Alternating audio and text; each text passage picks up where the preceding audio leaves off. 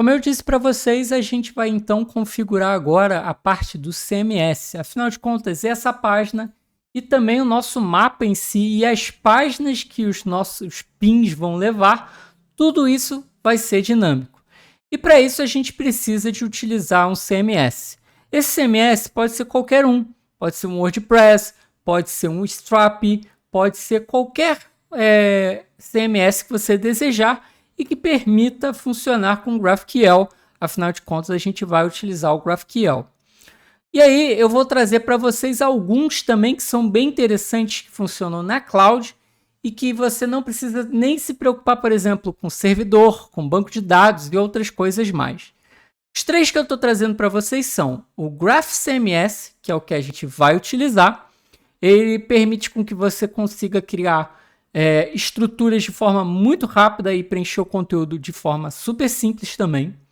Além dele, tem o Prismic, que serve para a mesma coisa. Você preenche resultados e você consegue chamar os dados, ok? Na estrutura de GraphQL também.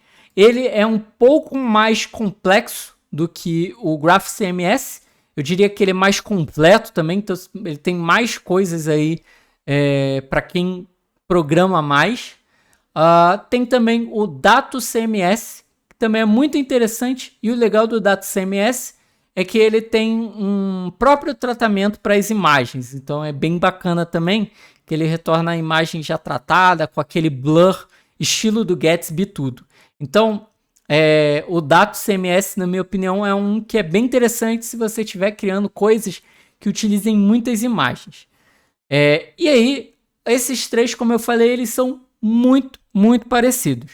Eu também vim e trouxe a parte de preço para vocês entenderem.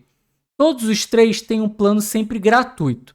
Então aqui no GraphCMS ele tem o Community, que é o Free Forever, onde você tem um sistema, o host completo. Então você não precisa se preocupar com servidor, com banco, nem nada, que já te provê o GraphQL na forma de um Headless CMS. Perfeito para o que a gente quer. Ele também já faz a parte de guardar os assets. Então, por exemplo, você não precisa de S3 ou subir num Cloudlet da DigitalOcean, nem nada. Você consegue subir todos os assets também dentro do próprio GraphCMS. Ok? E ele tem aqui um limite que é de 1 milhão de chamadas na API. Que particularmente eu acho um valor bem grande. Principalmente se você fizer certos tratamentos que a gente vai fazer com o Next. Ok? E depois ele tem alguns modelos mais caros, mais parrudos, que começam através de $300. Já é bem salgado. Nós temos o Prismic, certo? Que ele também tem aí o modelo Community, onde ele tem as chamadas ilimitadas, então ele também tem a parte de assets, otimizações das imagens e tudo, certo? E ele tem 100 GB de CDN, então para os seus assets. E para um usuário, ele também é gratuito, ok? Então, se você estiver usando aí como dev normal, é só individual, Indie, ele é gratuito. Se você quiser outros planos por repositório e tudo, é $100 por repositório, ok? Então, ele cobra por repositório.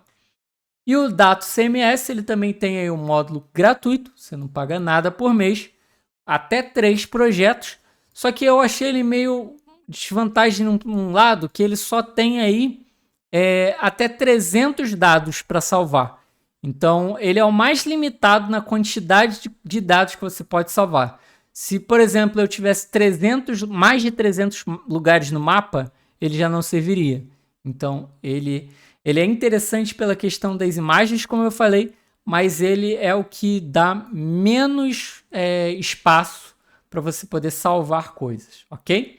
E ele também tem os modos aí pagos, ok?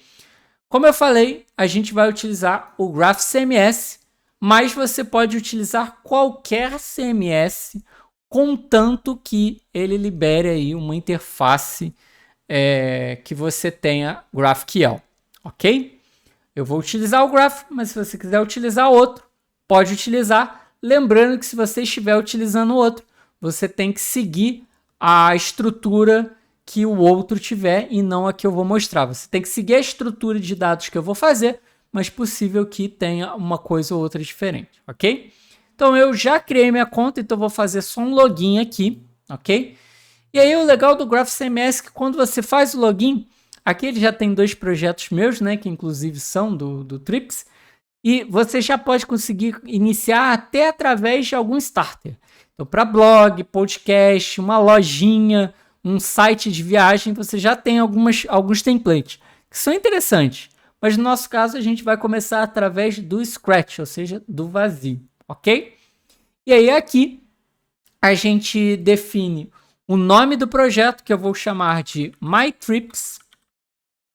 E aqui embaixo você pode escolher qual é o local, qual é o servidor que você vai fazer as requisições.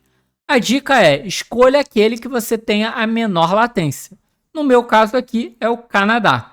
Então o Canadá é onde eu tenho a menor latência, então é ele que eu vou utilizar, ok? Fiz isso, vou clicar em Create Project e ele vai inicializar o projeto para a gente. Ele demora um tempinho para poder inicializar tudo e aí ele vai mostrar, inclusive aqui, novamente, para escolher qual é o plano. Eu quero o plano gratuito. Toma cuidado para não escolher um plano pago. Escolha o plano lá, gratuito. Você também pode convidar membros. Eu, no caso, vou convidar ninguém. E aí, prontinho, estamos aí na interface do GraphCMS, ok? Eu vou parar esse vídeo por aqui. E no próximo vídeo, então, a gente vai começar a fazer o passo a passo aqui, né? Para poder criar o esquema, o esquema, os dados e outras coisas mais.